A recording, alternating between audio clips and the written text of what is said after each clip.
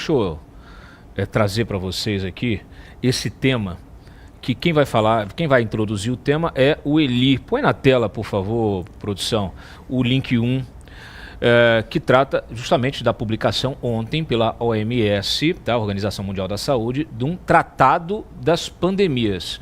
É um documento com protocolos. A questão é a seguinte: a gente viu que os protocolos adotados durante a pandemia, boa parte deles, eu diria até a maior parte, foram, depois se entendeu, quando esses protocolos foram avaliados, né, o resultado prático desses protocolos, se entendeu que foram protocolos equivocados. Me parece que a OMS não aprendeu nada, ou está fazendo de propósito, está provocando de propósito. Então está aí, ó, o senhor quer falar já? Eu queria fazer um comentário assim, rápido à vontade, sobre o que a Júlia comentou. Por favor. A Júlia deu uma aula aqui, né? Nós precisamos entender... Sua câmera, se eu quiser fazer com o público lá, sua câmera é aquela ali. Deu uma aula, inclusive, da verdadeira situação existencial, né? Nós estamos vivendo uma sociedade em que a mulher tem perdido, ou ignorado, intencional, ou indutivamente pela essa linha ideológica esquerdista, e que quer negar a maternidade. E aí salta internamente, hormonalmente, a necessidade de ter nos braços o bebê. E aqui a gente tem que se reportar, inclusive, teologicamente, as situações, né? A Bíblia fala isso.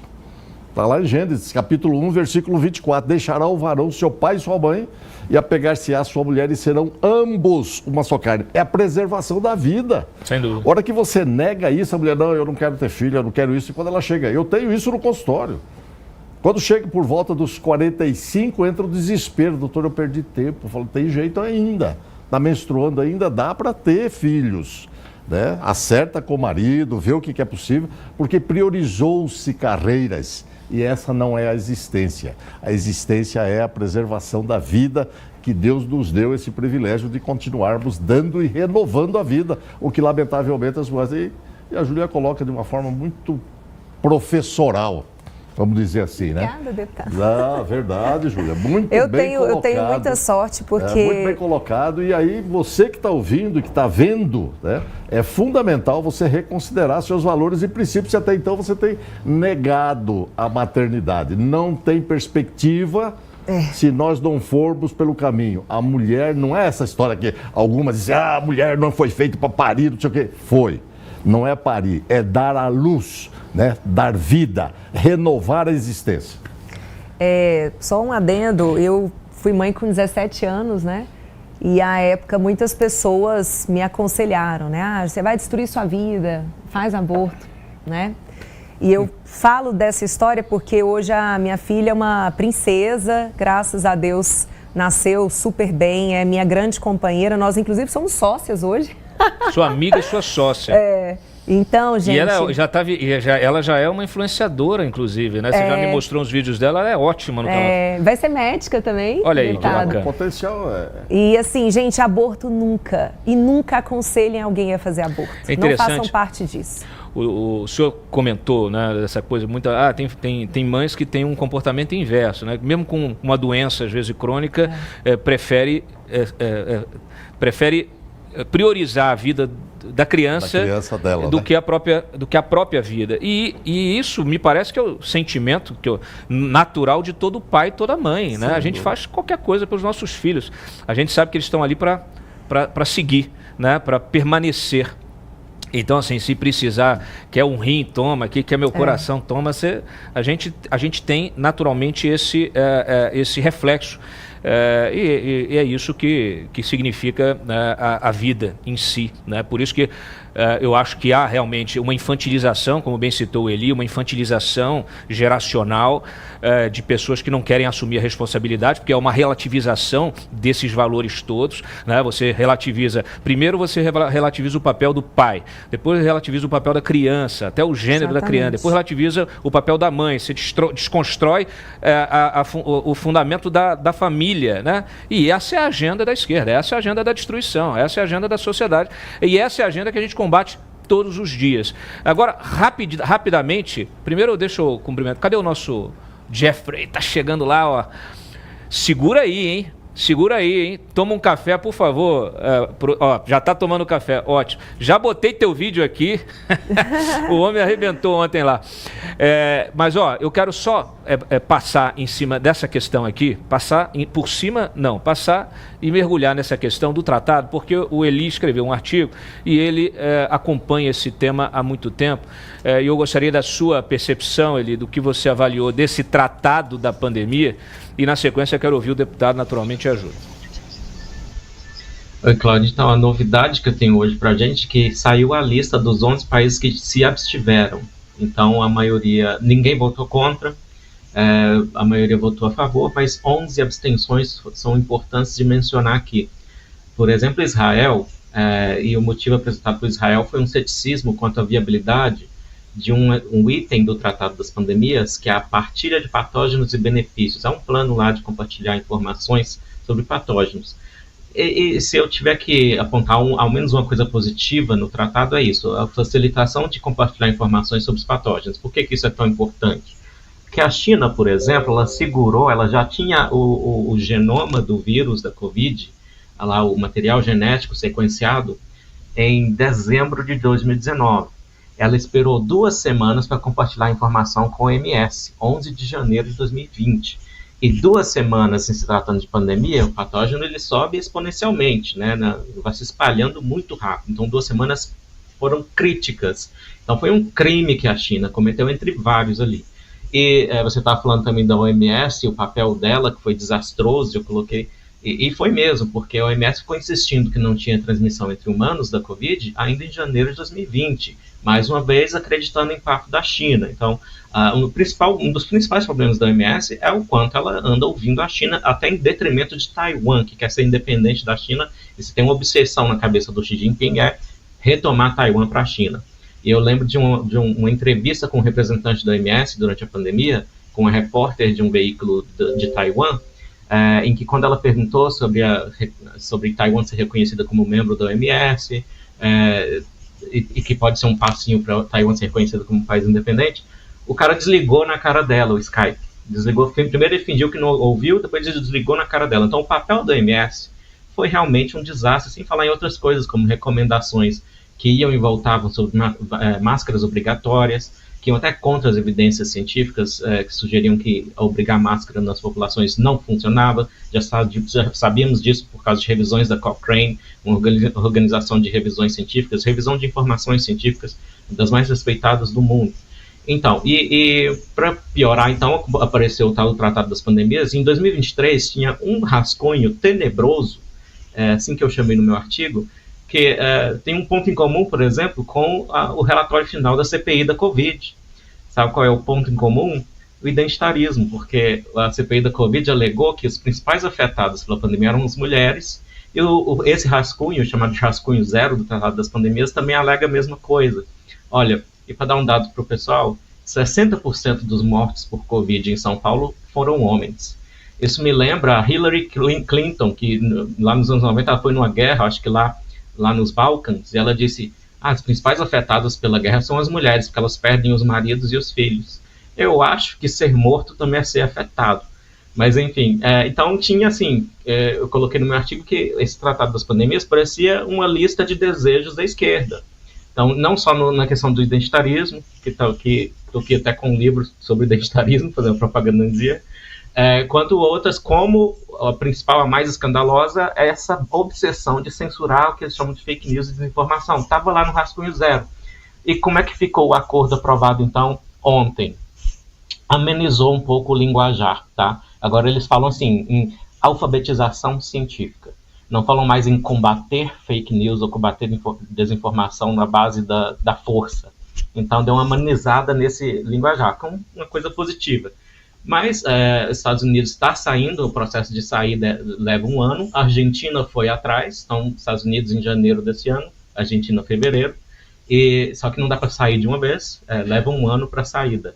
E o problema disso para a OMS é que 15,6% do orçamento da OMS vinha dos Estados Unidos, é a principal doadora. Inclusive, a maior parte, $1 bilhão dessa dinheirama toda que os Estados Unidos dava para a OMS, era voluntário, né? Era contribuição obrigatória, que era uns 270 milhões. Deixa eu te interromper para a gente ser mais objetivo na questão do tratado. Me parece que esse documento, você falou do rascunho ali, da centralização de compras, etc. e tal. Eles estabelecem e fazem recomendações de protocolo como nós tivemos na pandemia, quer dizer, eles oficializam aqueles protocolos, distanciamento social, uso de máscara, etc, etc. Esses dispensam determinadas medicações, etc. Eles fazem isso. Como é que está objetivamente, como é que fica objetivamente esse tratado? É uma coisa que a OMS também está evitando e amenizando o tom do rascunho para cá, para o texto aprovado. Eles não estão recomendando essas coisas, não. Inclusive, antes mesmo disso, a OMS discretamente parou de recomendar máscaras obrigatórias para infecções respiratórias, tá? Então, é uma coisa que foi, mas claro, ainda enfatiza bastante as vacinas. E um ponto, que você falou aí do controle do mercado, o que a OMS estava querendo naquele rascunho é tomar 20% de toda a produção de vacinas para ela, né? E 10% seria, assim, comprar a preço de custo, e outros 10% de doação, direto nas farmacêuticas, não era com o Estado, eu queria ter lá a mão nas farmacêuticas mesmo. E isso também foi amenizado, ainda está lá, mas esse patamar de 20% foi ignorado, vai ser uma coisa que vai entrar em acordo ainda. Mas só para encerrar, Cláudio, que eu sei que você quer que a gente passe rápido, eu vou falar aqui dos 11 países, então, Bulgária, Egito, esses que se abstiveram, foi o mais próximo de votar contra. Não é um voto contra, mas uma abstenção enfática, digamos assim. Bulgária, Egito, Irã, Israel, Itália, Jamaica, Países Baixos, Paraguai, curiosamente, Polônia, Rússia e Eslováquia. Se tem algum padrão aqui, por exemplo, Itália e Israel com governos conservadores, né, e nacionalistas, e justamente essa questão de temerem pela OMS diminuir a sua soberania. É um ponto que a OMS tem, o Tedros, o diretor-geral da OMS, tem rebatido, que eles não têm interesse em diminuir a soberania de ninguém. O texto, desde aquele rascunho zero tenebroso, amenizou isso também, ou reforçou esse ponto, o artigo 3º lá, sobre a soberania dos países membros, né? Então, é uma coisa que a OMS tem rebatido com veemência, mas não convenceu o Javier Milei, não convenceu o Donald Trump, e nem a Meloni lá na Itália, e nem o Bibi lá no Israel. Muito bem. Deputado, o senhor que acompanhou, naturalmente, com muita atenção tudo que aconteceu aí na pandemia, diante desse recuo, me parece que a OMS recuou nesses protocolos. Muita coisa que foi imposta, né, a fórceps, tudo bem, é uma doença nova, etc. e tal. O senhor acha que os governos aprenderam alguma coisa? Aqui na esquerda a gente vê ainda o mesmo discurso. Me parece que não há um entendimento do que está acontecendo e uma compreensão da evolução, né, das pesquisas em relação a vários desses problemas, até a própria vacinas, né, tudo como aconteceu. A gente sabe que foi um momento de urgência, mas a gente tem que aprender alguma coisa com esses momentos. Eu, por exemplo, sempre falo aqui, né, um aspecto que eu considero que tem a ver com a soberania, com a segurança até sanitária brasileira, e a capacidade de resposta a crises como essa, é que o Brasil parece que não aprendeu nada, né? O Brasil, a gente teve que bater na porta da Índia, da China, em busca de insumos, em busca de equipamentos, em busca de agulha e luva, máscara, etc. e tal. Respiradores, a gente viu, né, toda a problemática de compra desses respiradores aqui no Brasil. Quer dizer, o Brasil tinha poucos insumos a oferecer, né? Algumas empresas até conseguiram mudar a sua produção, mas isso demorou muito tempo. O fato é que a gente parece que não aprendeu nada. Em vez de a gente estar preocupado em garantir que na próxima pandemia nós tenhamos pelo menos condições de responder, de atender a nossa própria sociedade, a gente está deixando isso passar e ninguém está muito preocupado, né? No final das contas, é para isso que deve servir um Estado. Se o Estado serve para alguma coisa, é para proteger os seus cidadãos, é para garantir que eles sejam atendidos. Isso em função, seja de uma invasão, né, de um país inimigo ou qualquer coisa que o valha, no caso da segurança nacional, seja combatendo organizações transnacionais, máfias, crime organizado, como o PCC e afins, mas isso serve também para garantir a saúde da população. Dantas, é importante essa sua colocação, e aqui a gente não pode deixar de se reportar ao grande filósofo John Locke, que fala do estado de natureza, e nós concedemos a nossa liberdade do estado de natureza exatamente a um conglomerado, a uma abstração, que é o Estado. E que aí, então, nós passamos a ser protegidos por um grupo de indivíduos baseado em regras, leis e tal, e que nós temos a nossa Constituição, né? A verdade, o que aconteceu por ocasião da pandemia, e aí a gente não pode deixar de falar, porque a gente fala muitas vezes tecnicamente, e como médico você não pode sair das questões técnicas, mas a questão é basicamente política, quer dizer, uma ideologia que visa suprimir as informações, né? A ideologia socialista, ela tem essa finalidade, e aí ela extrapola às vezes no comunismo.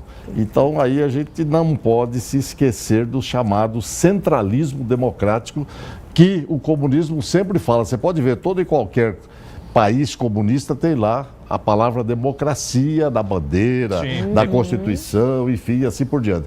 Mas essa democracia é o centralismo democrático. Nós reunimos e 5 ou 6 indivíduos decidem, e você vai agora fazer aquilo que nós decidimos.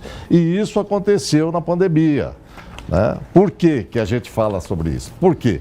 Simplesmente porque você suprime a liberdade de decidir. Inclusive, o artigo 5º da Constituição foi negado em muitas frentes, em decorrência dessa imposição e aí aquele consórcio de informação, de televisão e tal, né? Não, porque o terraplanista, isso e aquilo e tal, sem uma confirmação científica. O que é a ciência? A ciência é observação. Você observa 1, 2, 3 vezes, daí você passa a testar. E você testa e faz o tratamento estatístico. E você fazendo o tratamento estatístico, você tem os dados da probabilidade, da possibilidade, e assim você diz, não, aqui existe.